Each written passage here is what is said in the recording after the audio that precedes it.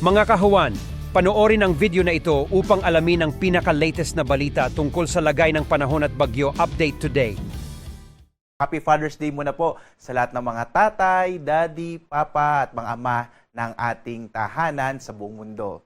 At sa ating latest satellite images, makikita po natin na ang Intertropical Convergence Zone or yung ITCZ, ito yung salubungan ng mga hangin mula sa magkaibang hemispheres o hating globo ng mundo ay patuloy na nakakaapekto sa bahagi ng Mindanao, gayon din sa may silangang bahagi ng Kabisayaan. Ngayong araw, inaasahan pa rin natin ang maulap na kalangitan na mas malaking tsansa ng mga kalat-kalat na mga pag-ulan, pagkilat, pagulog sa may bahagi ng Mindanao at gayon din sa may Eastern Visayas. Sa nalalabing bahagi naman ng ating kapuluan, easterlies o yung hangin nagmumula pa rin sa karagatang Pasipiko ang siyang nakakaapekto sa ibang bahagi ng ating bansa. Makikita nyo, halos walang masyadong kaulapan dito sa may kanlurang bahagi ng ating bansa dahil nga itong southwest monsoon na habagat ay bahagyangang humina. At dahil dito inaasahan naman natin, partikular na sa may bahagi ng Luzon, na generally fair weather tayo pero posible pa rin yung mga thunderstorms sa hapon hanggang sa gabi. At base nga sa ating mga pinakahuling datos, wala pa rin tayong minomonitor na anumang low pressure area in the next few days ay malit po yung chance na magkaroon tayo ng bagyo sa loob ng Philippine Area of Responsibility.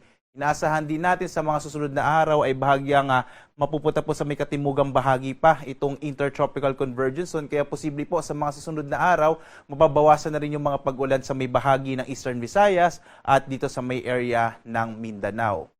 At dito nga sa Luzon, makikita natin na malaking bahagi ng Luzon ay makararanas ng mas maaliwalas sa panahon. Pero posible pa rin yung mga thunderstorms sa hapon hanggang sa gabi dulot ng mga localized thunderstorms. Mainam, magdala pa rin tayo ng mga pananggalang sa ulan.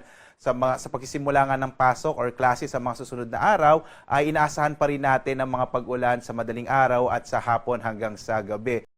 Dito naman sa Palawan, Visayas at Mindanao, makikita pa rin natin ang mga isolated rain showers and thunderstorms sa Palawan.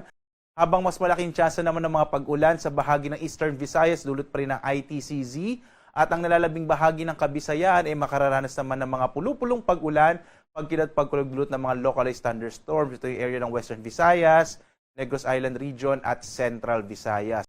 Malaking bahagi pa rin ng Mindanao, lalong-lalo na nga itong silangang bahagi ng Mindanao, ay patuloy na makararanas ng maulap na kalangitan na may kalat-kalat na mga pag-ulan, pagkilat, pagkulog, dulot naman ng Intertropical Convergence Zone or ITCZ.